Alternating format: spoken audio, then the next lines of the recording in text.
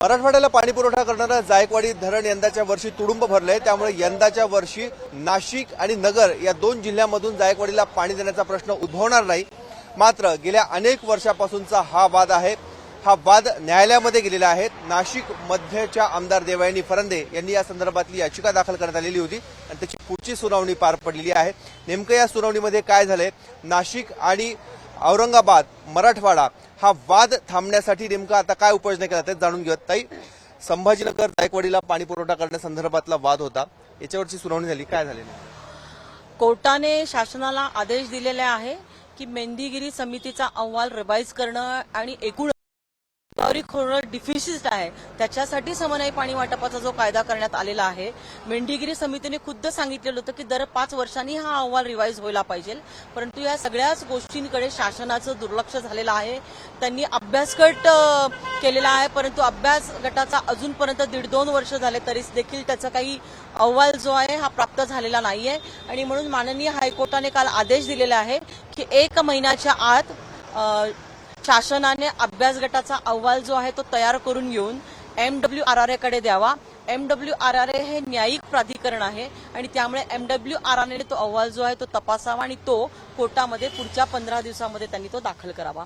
मग 21 तारीख कोर्टाने दिलेली आहे आणि त्यामुळे आता या समन्वयी पाणी वाटपाच्या विषयाच्या बाबतीमधल्या ज्या सगळ्या गोष्टी आहेत ज्या दुर्लक्षित झालेल्या आहेत त्याच्या विषयाच्या बाबतीमध्ये ह्या 1.5 महिन्याच्या कालावधीमध्ये कोर्टाने शासनाला पावलं उचलण्यासाठी आदेश दिलेले आहे। पण आपल्याकडनं काय बाजू म्हणली, कारण 65% पेक्षा जर कमी धरण भरलेलं असेल तर आपल्याकडनं पाणी सोडावं लागतं। जायकवाडी धरणामध्ये 24 TMC पाणी जे आहे हे मृतसाठा आहे।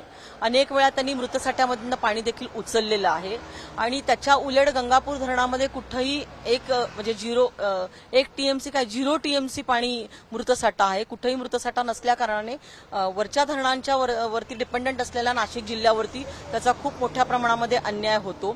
उद्या जर दुष्काळ पडला तर 24 TMC पाण्यामधून दुष्काळी ह्याच्यामध्ये ते पाणी घेता येऊ शकतंय, तर त्या ह्याच्यातनं मराठवाड्याची लोक पाणी मिळू शकतं त्यांना, पण ह्या ठिकाणी रेल्वेनेच पाणी पुरवठा करायला लागेल। 2041 नंतर नाशिक जिल्ह्याला पाणी कुठून मिळणार आहे, कशा पद्धतीने वाढलेल्या लोकसंख्येला मिळणार आहे, ह्याचा देखील आज शासनाच्याकडे कुठेही विचार झालेला नाहीये।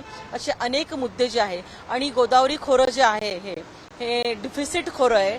डिफिसिट असलेल्या खोऱ्यावरती समन्वय पाणी वाटपाचा कायदा कसा असू शकतो, अशा अनेक पद्धतीचे मुद्दे आम्ही उपस्थित केलेले आहे आणि त्याच्यावरती आता ह्या अभ्यास गटाने निर्णय घ्यायचा आहे। पण ह्या अभ्यास गटाकडनं तुम्हाला अपेक्षित काय आहे?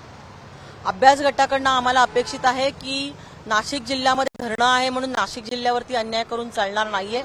कायमच इथून पाणी सोडण्याची एक ओरड होते आणि त्या समन्वयी पाणी वाटपाच्या कायद्याप्रमाणे आम्हाला पाणी सोडायला लागतंय।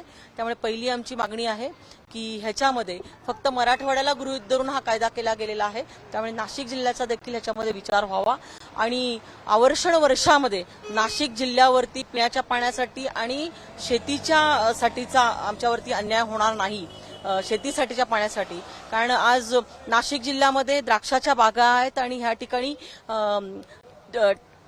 ड्रिप इरिगेशनने शेती होते, तर जायकवाडीच्या बेसिनमध्ये ऊसाची शेती आहे आणि त्या ठिकाणी फ्लड इरिगेशनने शेती होते। तर हा खूप महत्त्वाचा मुद्दा देखील आम्ही तिथं उपस्थित केलेला आहे। ह्याच्याकडे सरकारचं दुर्लक्ष आहे, तर ह्या विषयाच्या बाबतीमध्ये MWRRA आणि कोर्टाने न्यायी भूमिका बजावावी। 21 तारखेला पुढची सुनावणी आहे। यंदाच्या वर्षी हा वाद कदाचित उद्भवणार नाही, मात्र आता न्यायालय याबाबत काय निर्णय घेतं हे बघणं महत्त्वाचं आहे। आणि जसं नाशिकच्या आमदारांनी याचिका दाखल केलेली आहे, मराठवाड्यात देखील अशा स्वरूपाची भूमिका घेतली, त्यामुळे हा वाद शमणार की आणखी वाढणार हे त्या काही दिवसात स्पष्ट होणार आहे। कॅमेरामन मयूर बारगेसह मुकुल कुलकर्णी, ABP माझा, नाशिक। ABP माझा, उघडा डोळे बघा नीट।